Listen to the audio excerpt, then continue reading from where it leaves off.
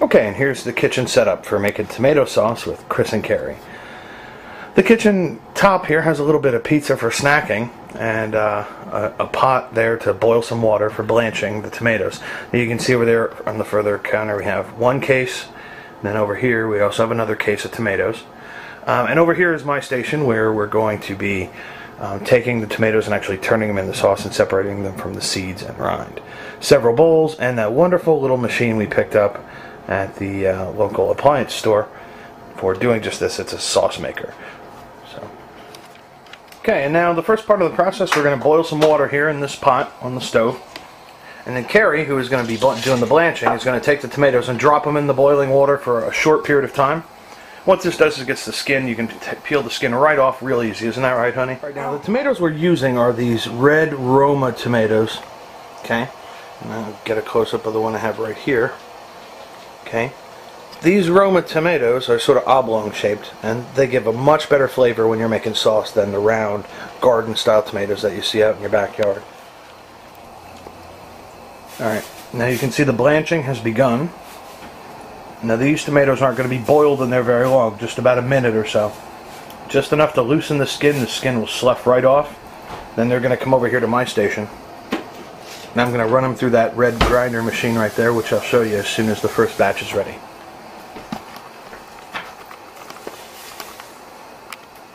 Okay, these are just about ready to come out.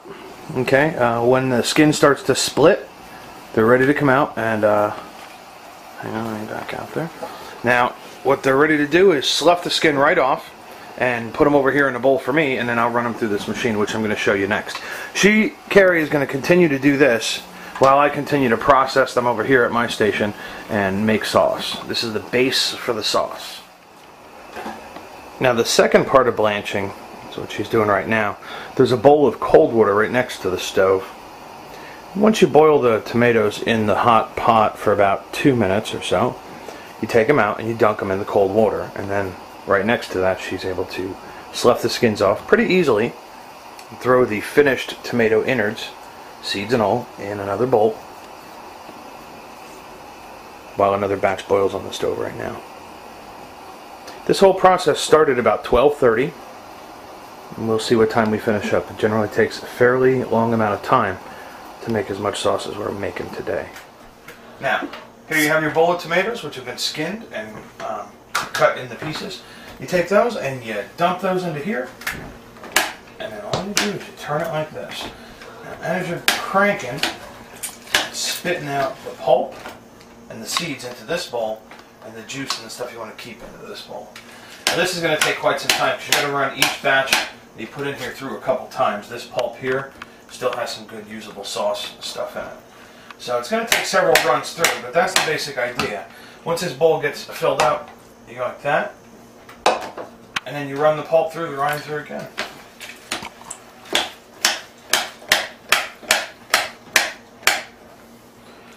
Now this stuff here that's collecting is the actual sauce that we're going to be putting together, and we're hoping to get about 2 gallons total. And that goes in there.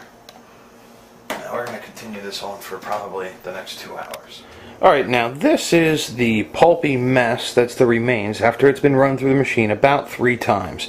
As you can see, with this, it's very dry. There's not very much liquid at all. We've removed it all. And it's all sitting right over here on the table in that bowl.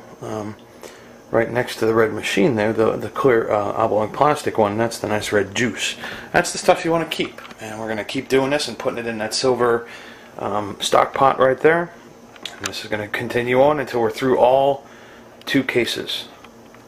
Okay, it's now 3:15 and we've started our second case of tomatoes.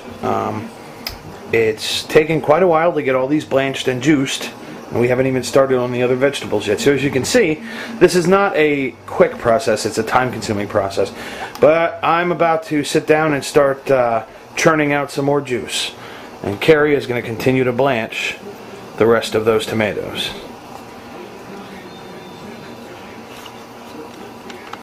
Okay, here we are, moving right along. It's 5:30. Now we did take a little break, but we're pretty well into our second and final case of tomatoes. Right there, we had to switch over just now to the largest stock pot that we own because the second largest stock pot over there by the microwave just wasn't big enough. So we're going to continue on, and hopefully pretty soon it'll be time to start cooking and cutting up vegetables. Okay. All right, now our onion and garlic mixture right here is really starting to become caramelized a little bit, translucent, fry up real nice. So we're just about ready to add this into the sauce. What we're going to do is just basically take all this vegetable mass and dump it right into the sauce pot right here. And then we're going to go and we're going to start frying up the peppers. So why don't I go ahead and start making that transfer right now.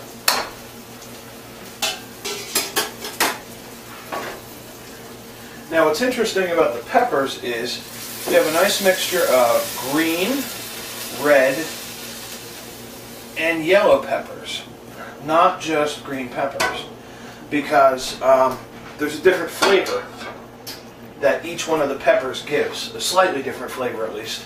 The red being a little bit sweeter, the green being a little bit more earthy-like, that distinct green pepper snap, and then you have your yellows, which are in the middle. So we have a little mixture of each. Now we're going to add a little bit more oil to the pan, of course, and then we have our green peppers over here and yellow peppers and red peppers already cut up. And we use about 6 peppers total, probably about 2 of each, 2 yellows, 2 reds, 2 greens. Just to give a nice full flavored mixture of the peppers. And Carrie likes to keep them chunked, so we're going with sort of a chunky garden style. The time is now 10:15, and that's PM. And I think these peppers are finally ready here. You can tell they're ready when they're all sort of limp and flaccid. Now you don't want to overcook these because they are going to cook in the sauce for quite some time too. The sauce is probably going to be simmering for at least another hour and a half. So these all seem to be pretty flaccid. They're all hot.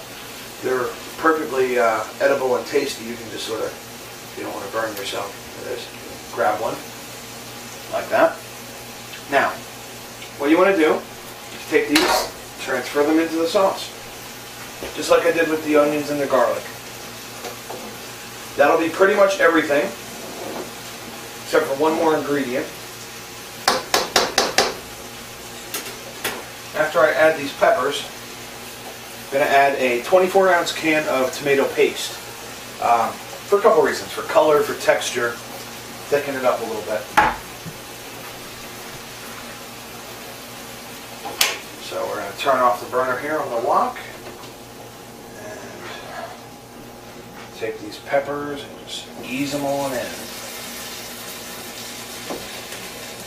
There we go.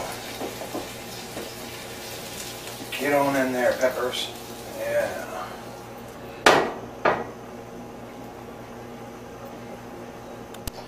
Okay, it is 11:35 p.m.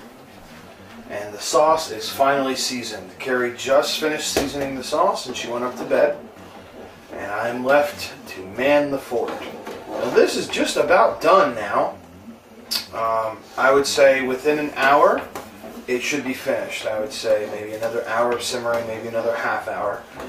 Then it's going to be all done cooking. Then we got to go and we got to jar it. Now I'm not going to jar it till tomorrow because it's been a long day of sauce making, and I'm tired. And jarring takes quite a bit of time. You got to fill the jars, you got to boil the jars for 45 minutes each, and seal them. So that'll happen tomorrow. But right now, this sauce is banging. It's thick. It has a nice color.